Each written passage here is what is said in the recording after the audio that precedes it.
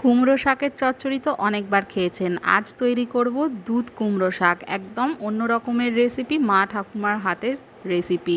তো চলুন ঝটপট দেখে নিই কীভাবে বানাতে হবে। কুমড়ো শাকটাকে কেটে নিয়েছি, কুমড়ো ডাঁটাগুলোকেও ছোট করে কেটে নিয়েছি। সবজির মধ্যে গাজর, পটল, ঝিঙে, আলু আর চেরা কাঁচা লঙ্কা রয়েছে। ইচ্ছে করলে আরও সবজি ব্যবহার করতে পারেন। মুসুর ডালটা 3-4 ঘন্টা মতো জলে ভেজানো ছিল, এটা থেকে বড়া তৈরি করে নেব।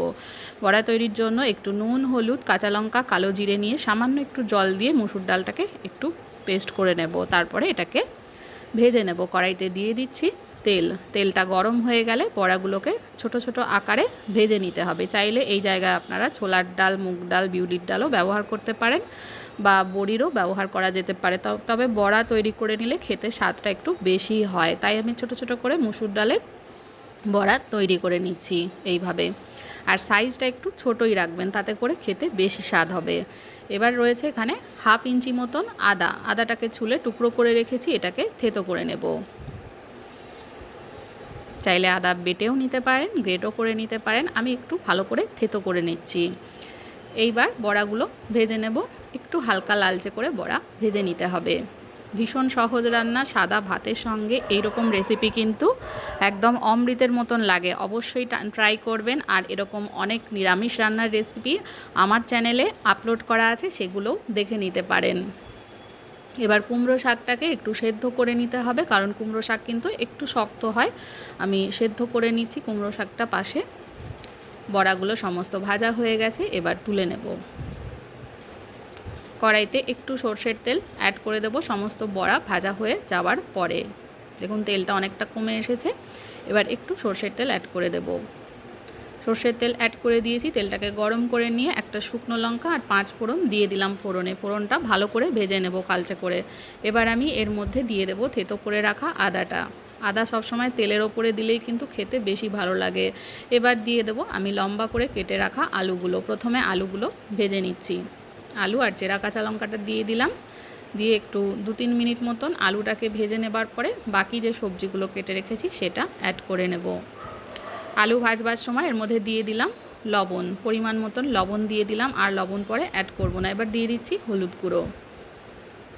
লবণ আর হলুদ মিশিয়ে নিয়ে আলুটাকে 2 মিনিট মতন ভেজে নেব। তারপরে বাকি সমস্ত সবজিগুলো অ্যাড করব। এখানে আমি ঝিঙে, গাজর আর পটল নিয়েছি, চাইলে আপনারা আরও অন্য সবজিও দিতে পারেন।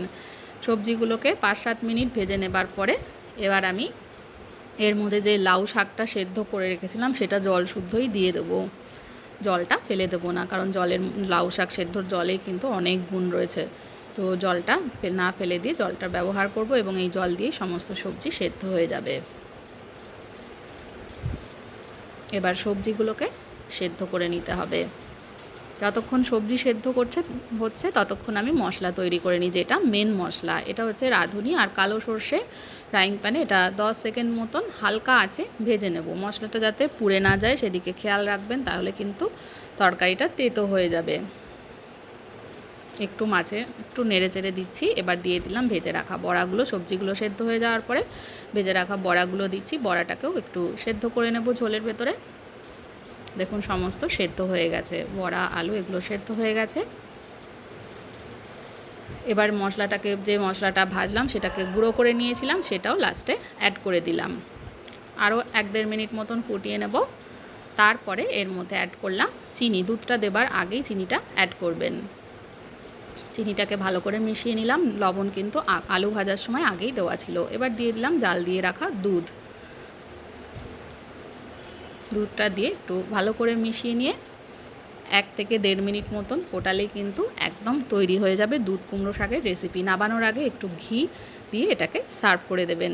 গরম সাদা ভাতের সঙ্গে এরকম রেসিপি কিন্তু অমৃতর মতন। অবশ্যই ট্রাই করবেন। ভালো লাগলে লাইক, শেয়ার, কমেন্ট করতে ভুলবেন না। আর যারা নতুন রয়েছেন তারা চ্যানেলটাকে সাবস্ক্রাইব করতে ভুলবেন না। সকলে ভালো থাকবেন, সুস্থ থাকবেন। আমার দুধ কুমড়ো শাক একদম রেডি খাবার জন্য।